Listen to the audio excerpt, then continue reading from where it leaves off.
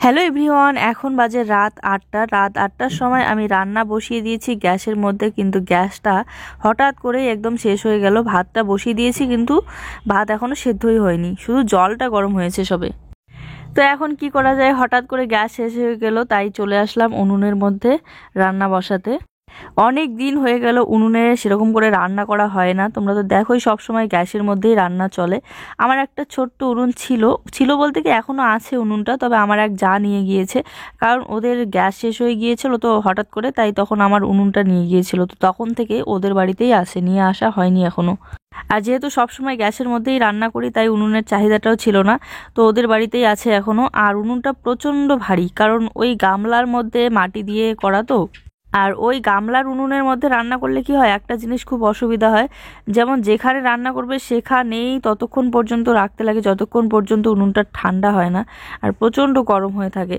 তো যেখানে সেখানে রান্না করলে করাই যায়, কিন্তু নিয়ে যাওয়ার সময় ওই অসুবিধা হয়। তো যেখানে সেখানে রাখলে আবার জুই হাঁটাচলা করে, ভয়ও লাগে। আর এই যে উনুনটা অনেক দিন থেকে যেহেতু উনুনে রান্না হয় না, তো উনুনটা ধরাইতে একটু অসুবিধা হচ্ছে। তার মধ্যে পাটকাঠিও নেই, পাটকাঠি থাকলে তো খুব তাড়াতাড়ি ধরে যায়। তো কাগজের টুকরা আর নারকেলের পাতা, তো এগুলো দিয়ে আমি ধরিয়ে নিচ্ছি। তো বন্ধুরা, এখন বাজে রাত ৮টা। ভাত বসিয়ে দিয়েছি, হঠাৎ করে শেষ হলো গ্যাস। তো এই যে উনুনের মধ্যে নিয়ে এসে আমার উনুনটা ধরিয়ে বসিয়ে দিলাম। ভাতের মধ্যে আলু সেদ্ধ দিয়েছি, আর বেগুন ভাজা করব। বেগুন ভাজা, আলু সিদ্ধ আর ডিম সিদ্ধ।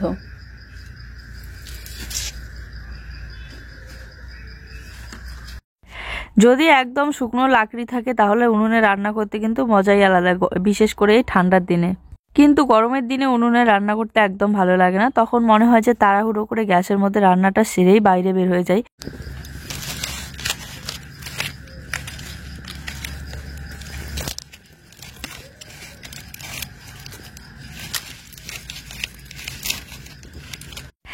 আমাদের রান্নাঘরের অবস্থা তো তোমরা দেখতে পাচ্ছ, কারণ রান্নাঘরটা ভেঙে ফেলা হয়েছে, এখন রান্নাঘরের জায়গায় নতুন ঘর উঠতেছে। তো আপাতত রান্না করার জন্য এখানে একটা চালির মধ্যে আর কি একটা উনুন বানিয়ে এখানে রান্না করা হয়।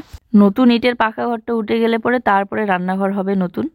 লাকড়িগুলো ছিল একদম বাঁশের শুকনো শুকনো লাকড়ি, তাই খুব সুন্দর জ্বলতেছে। ইস রে, আমার কি সুন্দর চকচকে হাঁড়িটা একদম কালো হয়ে গেল, কারণ হাঁড়িটার নিচের মধ্যে একটু ল্যাপা দিতে লাগতো মাটি দিয়ে, কিন্তু এত রাত্রিবেলা আর দেইনি। আর যেহেতু চাল সহ বসিয়ে দিয়েছিলাম গ্যাসের মধ্যে, তারপরে আবার কিভাবে ল্যাপা দেবো, তো এই জন্য এরকমই বসিয়ে দিয়েছি। মাটি দিয়ে ল্যাপা দিলে কি হয়, কালিটা একদম তাড়াতাড়ি সহজে উঠে যায়।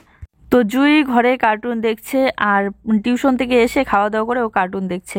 আর জুইয়ের পাপা ঘরে আছে, তো আমি এখানে বসে বসে রান্না করছি আর বেগুনটা কেটে নিচ্ছি।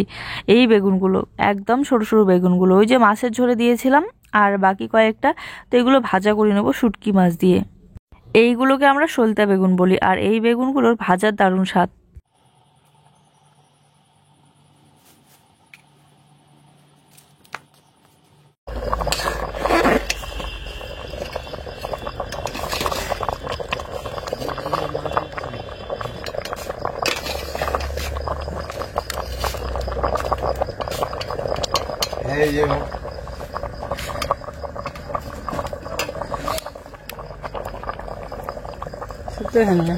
সিদ্ধ হয়ে এসেছে, আর হবে বেগুন ভাজা। বেগুন ভাজার মধ্যে একটা শুটকি মাছ দিয়ে বেগুনটা ভাজা করবো। আর যেহেতু গ্যাসটা শেষে হয়ে গেল, তো ভাতের মধ্যে এখানে ডিমও দিয়ে দিয়েছি, ধুয়ে আলাদা আলাদা করে আবার সিদ্ধ করবো, তাই একসাথে দিয়ে দিলাম। মোট কথা আজকে লঙ্কা শর্ট, তাই ডিমটা ভাজা করবো, বুঝছো। ভেবেছিলাম সিদ্ধ খাবো, তো যে কটা লঙ্কা আছে এখানে কেটে দিলাম। বেগুন ঝাল না হলে পরে ভালো লাগবে না।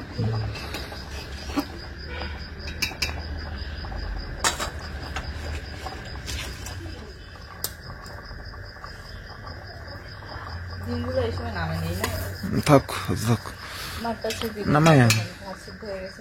দেখেছে আগে গ্যাসে কিছু হয়েছিল নাকি?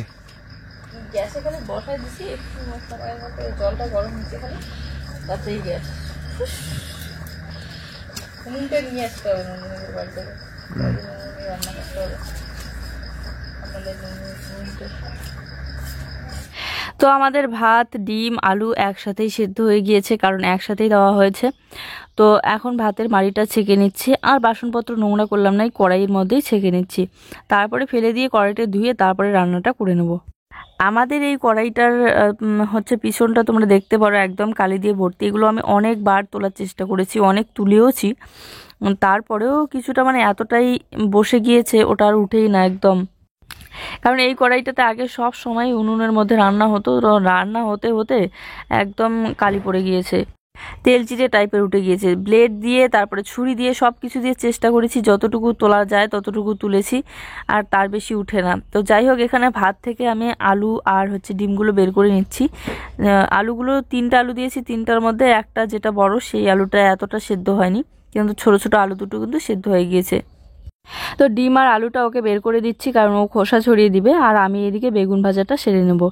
জুই ওদিকে ডাকতেই আছে, কারণ ও একা একাই এখন ঘরে আছে, ওর পাপাও চলে এসেছে বাইরে। ও একা ঘরে থাকলে প্রচণ্ড ভয় পায়। চলো, বাইরে খাটিয়া আছে, তো খাটিয়ার মধ্যে বসে বসে ও আলু আর ডিমের খোসাটা ছড়িয়ে নিক। অনেকদিন পর আজকে উনুনে রান্না করার কিন্তু আমার দারুণ লাগতেছে। তো বন্ধুরা, এই যে ডিমটা ভাজা করে নিয়েছি, আর এখানে বেগুনটা ভাজা করে নিচ্ছি। আলু বেগুন, হ্যাঁ একটা